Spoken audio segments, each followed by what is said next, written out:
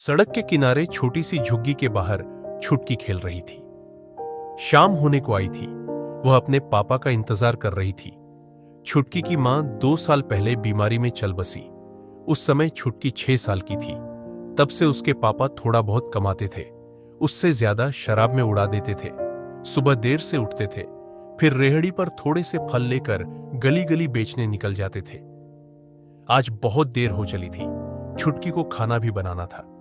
वह अंदर गई, मिट्टी के तेल से जलने वाले लैंप को साफ किया, उसका शीशा निकालकर साफ किया, फिर उसमें मिट्टी का तेल डालकर रख दिया। पास ही माचिस रख दी, जिससे अंधेरा होते समय उसे जलाकर खाना बना ले। सुबह ही तो उसने अपने पापा से कहा था, बापू घर में खाने को कुछ ना है, शाम को राशन लेता आइयो।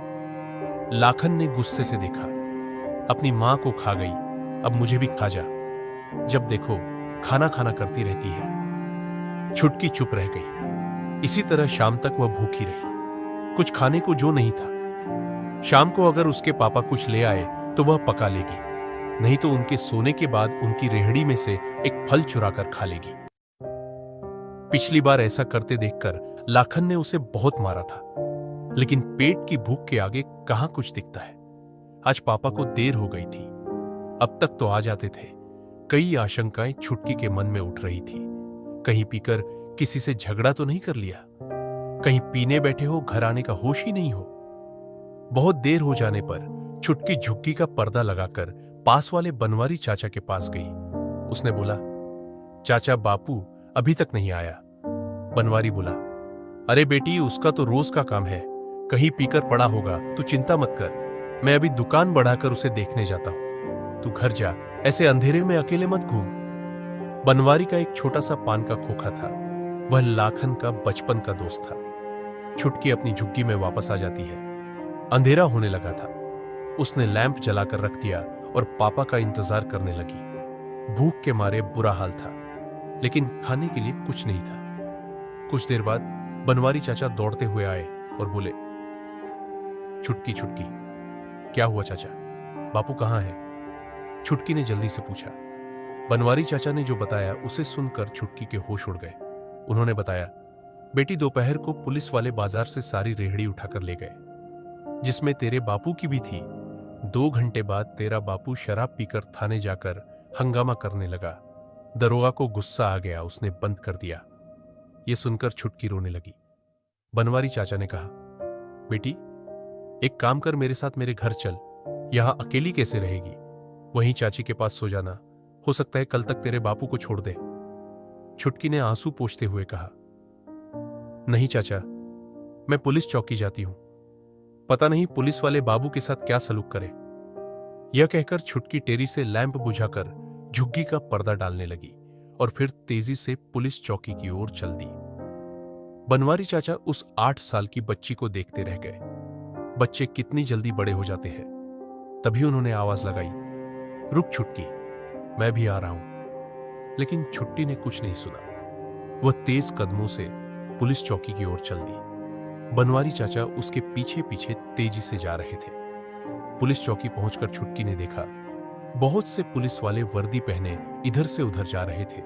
तभी उसे पुलिस चौकी की गेट के पास कई रेहड़ियां दिखाई दी। उनमें से उसने देखा, एक रेहड़ी उसके बापू की भी थी। वह तेजी से अंदर की ओर चल दी। चौकी की गेट के पास जाकर उसने देखा, सामने कुर्सी पर एक रौबीला थानेदार बैठा हुआ कुछ काम कर रहा था। उसे देखकर छुटकी डर गई। वह वहीं खड़ी रही। उसकी हिम्मत अंदर जाने की नहीं हो रही थी। तभी पीछे से बनवारी चाचा आ गए। वह उसके पास ही खड़े हो गए। वहीं से उन्होंने कहा, साहब यह लड़की बहुत गरीब है, इसकी मां नहीं है, इसके बापू को छोड़ दीजिए। तभी एक हवलदार उनके पास आया और बोला, तू फिर आ गया, अभी थोड़ी देर पहले ही तो तुझे भगाया था और शराबी को छोड़ दे, जिसने पूरा थाना सर पर उठा लिया था। भाग यहां से, नहीं तो तुझे भी अंदर कर दूंगा। बनवारी चाचा ने बेबस नजरों से छुटकी की ओर देखा और हवलदार के सामने हाथ जोड़कर पीछे हट गए। चौकी के गेट के बाहर खड़े होकर छुटकी का इंतजार करने लगे। थानेदार अपने काम में लगा था, जैसे उसने कुछ सुना ही नहीं। हवलदार वहां से चला गया। छुटकी की आंखों से आंसू बह रहे थे। उसे लाखन कहीं नजर नहीं आ रहा था। छुटकी वहीं ठिठक कर डर के मारे वही खड़ी रही। कुछ देर में थानेदार ने काम करते करते हवलदार से कहा, अरे जा, चाय बोलकर आ। तभी उसकी नजर छुटकी पर गई। वह चिल्लाया, अरे ये लड़की इतनी रात को यहां क्या कर रही है? कौन है ये? उसकी तेज आवाज सुनकर छुटकी और डर गई। हवलदार ने कहा, साहब वो शराबी जिसे हमने अंदर कर दिया है उसकी बेटी है। थानेदार ने इशारे से छुटकी को अंदर बुलाया। छुटकी डरते डरते अंदर गई। थानेदार ने कहा, जा अपने घर वालों को भेज, कल सुबह इसकी जमानत कराकर ले जाएंगे। छुटकी ने डरते हुए बोला, साहब हमारा कोई नहीं है, मेरी मां मर गई है, बस बापू और मैं ही नहर वाली सड़क के किनारे झुग्गी में रहते हैं। थानेदार ने झुंझलाते हुए कहा, अरे कोई तो होगा, किसी बड़े को लेकर आ, रात हो गई, घर जा। छुटकी बोली, साहब मेरे बापू को छोड़ दो, उनके सिवा मेरा कोई नहीं है, कोई नहीं आएगा उन्हें छुड़ाने। लेकिन थानेदार को यह सब बातें समझ में कहां आने वाली थी। उसने अकदते हुए कहा, मैं सब जानता हूं ये ड्रामेबाजी, खुद घर वाले छुप जाते हैं और छोटे बच्चों को भेज देते हैं। चल भाग, किसी बड़े को बुला कर ला। छुटकी ने थानेदार के पैर पकड़ लिए। साहब हम पर रहम करो, कोई नहीं है हमारा, मैं अकेले झुग्गी में कैसे रहूंगी, मुझे भी बापू के पास रहने दो या उन्हें छोड़ दो। थानेदार ने उसे बाजू से पकड़कर धकेल दिया। मजबूत बाजू के जोर से वह दूर जा गिरी। छुटकी वहीं पड़े पड़े रोने लगी। वह थोड़ा सा उठी तो देखा उसकी कोहनी पर खरोच लग गई, जिससे खून की रेखाएं दिखने लगी थी। वाह इंस्पेक्टर साहब, वाह, छोटी सी बच्ची पर बहुत जोर आजमाइश हो रही है। अनजानी आवाज सुनकर थानेदार ने देखा, सामने निरुपमा जी, जो कि समाज सेविका है और एक एनजीओ चलाती है, खड़ी होकर ताली बजा रही थी। उन्हें देखकर थानेदार एकदम खड़ा हो गया। निरुपमा जी की पहुंच बहुत ऊपर तक थी। उन्होंने आगे बढ़कर छुटकी को उठाया और उसके कपड़े अपने हाथ से साफ किया। फिर उसके जख्म को देखा। उसके बाद उनके साथ आए 4-5 लोगों में से एक को उन्होंने छुटकी को संभालने के लिए कहा। उसके बाद निरुपमा जी थानेदार के सामने जाकर खड़ी हो गई। हां तो इंस्पेक्टर साहब, किस बात की सजा मिल रही है इस बच्चे को? थानेदार थोड़ा सा सकपकाया। कुछ नहीं मैडम, वो इसे बहुत देर से कह रहा हूं, घर जा और किसी बड़े को भेज, लेकिन ये मान ही नहीं रही। इसके बाप ने शराब पीकर हंगामा किया है, इसलिए उसे अंदर कर दिया। निरुपमा जी बोली, मैंने सब सुन लिया। बाहर इसके पड़ोसी बनवारी चाचा खड़े हैं, वही मुझे यहां लाए हैं। ये बेचारी सच बोल रही है, इसकी मां नहीं है, केवल इसका बाप है। इसके बाप को तो आपने शराब के लिए अंदर कर दिया, लेकिन बाकी रेहड़ी वालों का क्या, जिनकी रेहड़ी आपने थाने में लाकर खड़ी कर दी है? थानेदार बोला, हमें ऊपर से ऑर्डर थे, रास्ता खाली करना था।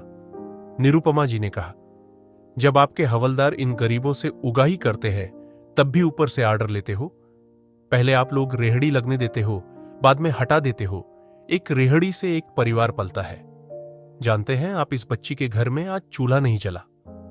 निरुपमा जी ने आगे कहा, चलिए दिखाइए, क्या रिपोर्ट लिखी है इसके बाप के खिलाफ आपने? थानेदार गिड़गिड़ाते हुए बोला, नहीं मैडम, कोई केस नहीं बनाया, ना ही कहीं रिपोर्ट लिखी है, वह तो बस ऐसे ही सबक सिखाने के लिए बंद कर दिया है। निरुपमा जी बोली, पाटिल जी, SHO साहब को फोन लगाकर कहो यहां पहुंचे, मैंने बुलाया है। थानेदार बोला, मैडम उन्हें क्यों परेशान करती है, मैं अभी उसे छोड़ देता हूं। हवलदार लाखन को ले आ।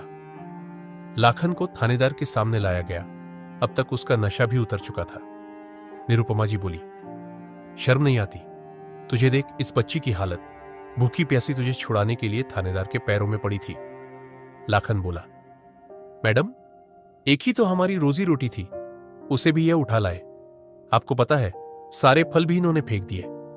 निरुपमा जी बोली, शराब पीने के लिए तेरे पास पैसे हैं, इस भूखी बच्ची के लिए नहीं है। लाखन बोला, मैडम मुझे माफ कर दीजिए, आगे से ऐसा नहीं होगा।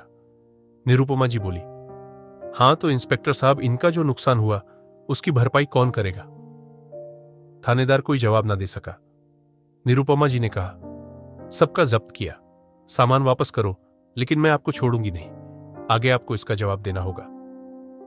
यह कहकर वह छुटकी को लेकर थाने से बाहर आ गई।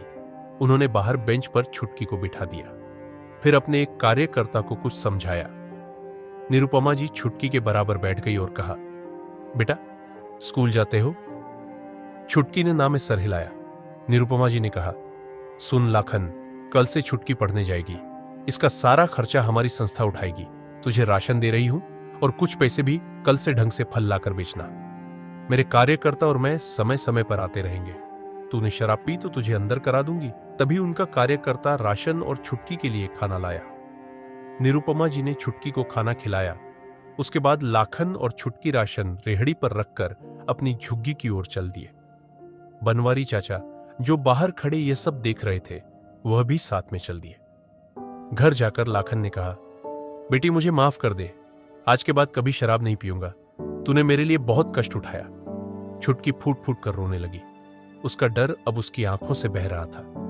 बनवारी चाचा बोले, इस ढंग से पाल ले ला। बहुत हिम्मत वाली है तेरी बच्ची। अकेले थानेदार से भिड़ गई। मेरी तो सिटी पिट्टी गुम हो गई थी।